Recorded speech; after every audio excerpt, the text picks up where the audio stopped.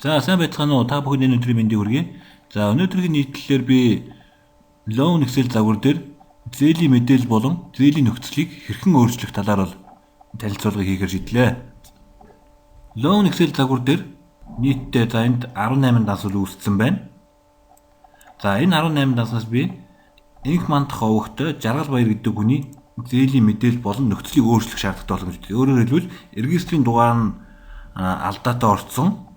Хоёрдугаарт зээлийн хүүг 40%-ийг 48% болох шаардлагатай болсон гэж үзье. За энэ тохиолдолд бид нэн тэргүүнд зээлийн мэдээллийг өөрчлөхийн тулд chart гэсэн командыг өгнө. Loan Excel зэснээс chart гэсэн командыг өгнө. За зээлийн насны дугаарыг оруулаад load командыг өгнө гэж.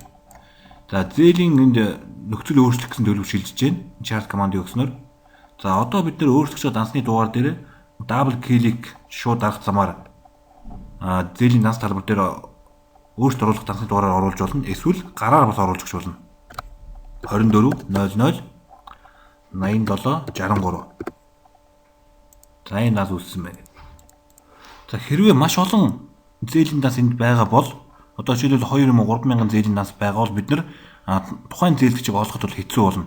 Ийм учраас бид нар шууд лавлагыг бол ашиглаж болно. Зээлийн дансны лавлага гэсэн тунхыг. За энэ дээр бид нар finder гэсэн командыг өгөөд энэ дээр сайж болно гэсэн үг. Жаргал Баяр гэдэг үний мэдээлэл болгож байгаа. Жаргал Баяр. За энэ мандах хөвгтэй Жаргал Баяр.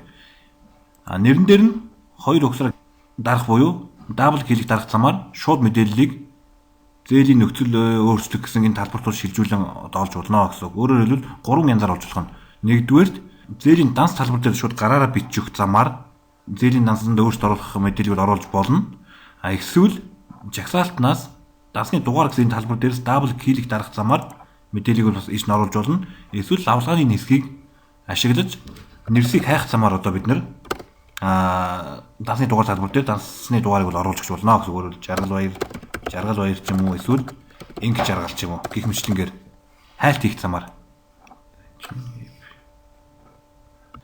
За одоо бид нар энд мэдээлэл татагдаагүй гэсэн учраас loader командаар энэ дансны мэдээллийг татж өгнө. Үндсэн мэдээллийн баазаас. Yes. За ингэ мэдээлэл ороод ирлээ. Бүх мэдээлэлүүд ороод ирж тухайн зээлгчтэй холбоотой. За бидний өөрчлөх эхний талбар бол регистрийн дугаар байна. Регистрийн дугаар нь EJ гэдэг нь RJ гэсэн байсан гэж үлээ. Би алдаатайгаар EJ гэвчсэн байна. Тэгвэл энэ алдааг засахын тулд регистрийн дугаар талбар дээр курсорыг байршуулад editor гэсэн команд өгнө. Мэдээлэл засах уу? Yes. За энийг нь R үсэг байсан энд. RJ.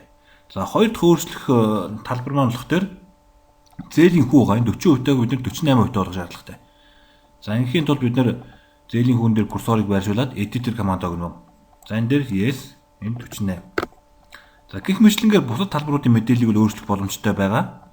За мөн зээлийн график дээр бас өөрчлөлтийг хийж болно.